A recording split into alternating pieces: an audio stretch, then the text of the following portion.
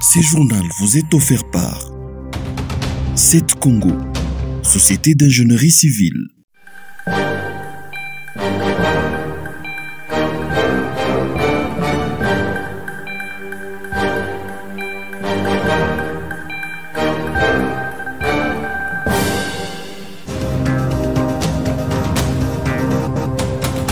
Le président du bureau d'âge de l'Assemblée nationale a publié ce 8 mai un nouveau calendrier pour l'élection du bureau définitif de l'organe délibérant. Les dépôts des candidatures débutent le 10 et s'achèvent le 13 mai. La publication des candidatures retenues aura lieu le 15 mai. La campagne électorale est prévue pour le 16 mai. L'élection aura lieu le 18 mai 2024. Notons que cette élection a été reportée à 2 reprises, ce qui a poussé les députés nationaux à initier une pétition contre les bureaux d'âge. Ils les soupçonnent de bloquer inutilement cette élection.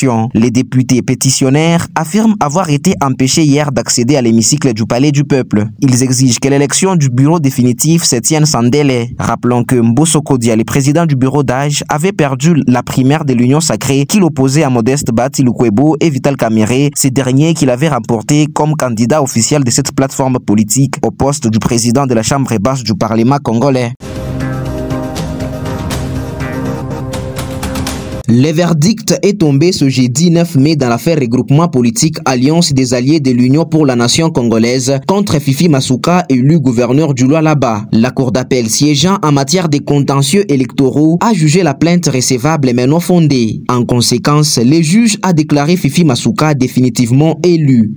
Le ministère public, entendu en son avis, constate, après examen des recours en contestation, que la liste Fifi Masuka Saïnou et Moufundi Chinat Clément a obtenu 88% des suffrages valablement exprimés, soit 21 voix sur 24 votants, donc plus de la majorité absolue, et proclame en conséquence Madame Fifi Masuka Saïnou et Monsieur Moufundi Chinat Clément élus définitivement et respectivement gouverneur et vice-gouverneur de la province du Lualaba. Ces regroupements politiques avaient attaqué Madame Fifi Masuka pour bourrage des urnes, achat des votes et fraude électorale.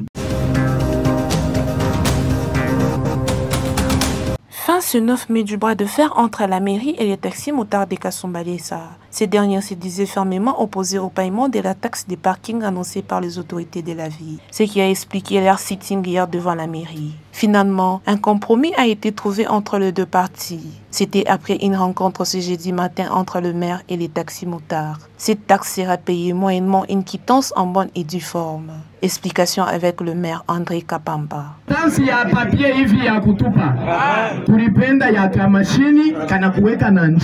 Moi, les services de Transcom, nous voulons la quittance de la machine. Une fois que vous payez, on vous enregistre directement dans l'ordinateur. Allez-y vous organiser et choisissez vos comités. Si vous voulez, vous pouvez les faire par groupe. Ceux des Kaboulot, Sodi, sous-station et autres. Ceux qui seront choisis participeront à la réunion que nous allons organiser pour les établir comme comité. Il y a quelques jours, l'Union pour la démocratie et les progrès sociaux ville de Kasumbalesa avait pris fait et cause pour les taxis-motards. Il n'y aura aucune quittance qui sera sans rétablir. Nous sommes ici pour dire non à cette quittance au nom de la démocratie. Nous, des l'IDPS, c'est le peuple d'abord. Mais quand on constate que la population souffre, on fera tout pour refuser ça. Cette taxe est de 1000 francs congolais par jour. Il faut se réveiller de bonne heure pour avoir l'eau du forage au quartier Chamilimba dans la commune annexe. Dès 4 heures du matin, femmes et jeunes filles s'alignent pour espérer obtenir ne fût-ce qu'un bidon d'eau de 20 litres. Le propriétaire du forage lui fournit l'eau à l'heure qui lui convient. Sandra Kayembe, une habitante du quartier, demande au gouvernement provincial à mettre fin à cette situation. Ce sont des parcelles qu'on a payées et il est impossible de les quitter. Nous plairons que Papa Jacques Kiaboula nous vienne à l'aide. Kamangen Tumba indique qu'il lui faut de l'eau pour les travaux ménagers, mais il est difficile d'en trouver dans son quartier.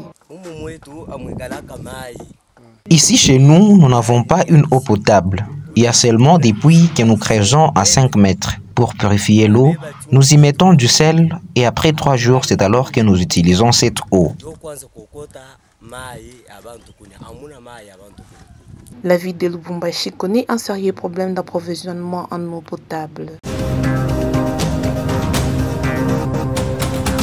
Les travaux de construction du marché moderne de Kachamata sont aux arrêts depuis des ans. Seuls 2 hangars sur les 4 prévus sont visibles. C'est la raison pour laquelle les vendeurs boutent ces lieux de négoce, à l'exemple de Mimi Moulenga. Nous préférons vendre ici à l'extérieur qu'entrer dans les marchés.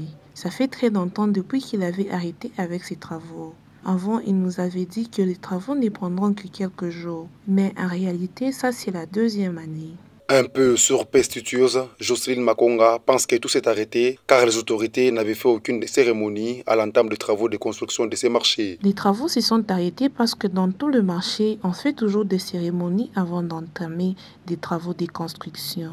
Chose qui n'a pas été faite pour notre marché. Voilà pourquoi les choses n'évoluent plus. Les responsables du quartier ne savent pas pourquoi ces travaux se sont arrêtés. À notre niveau, nous ne savons pas pourquoi ces travaux se sont arrêtés, parce que cela ne dépendait pas de nous, mais plutôt de la commune annexe. Seule la commune annexe sait pourquoi ces derniers se sont arrêtés. La construction de ces marchés s'est faite sous financement de la commune annexe. Le tout-puissant Mazembe Dam a marché sur le football club de Kolwezi. Score du match 9-1 pour les Corbeaux Dames. Ces matchs comptant pour la phase des poules de la Coupe du Congo s'est joué ce jeudi au stade Badiangwena de Lubumbashi. Le tout-puissant Mazembe a inscrit son premier but à la 12e minute par l'entremise de la joueuse Telma Bafour.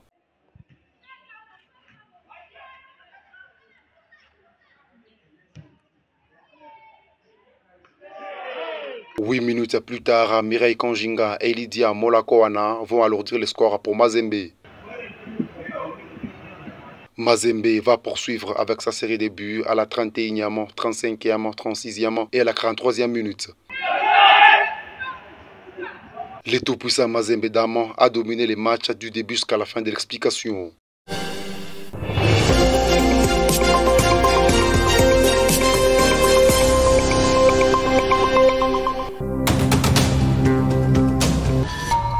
Ce journal vous est offert par 7 Congo, Société d'ingénierie civile.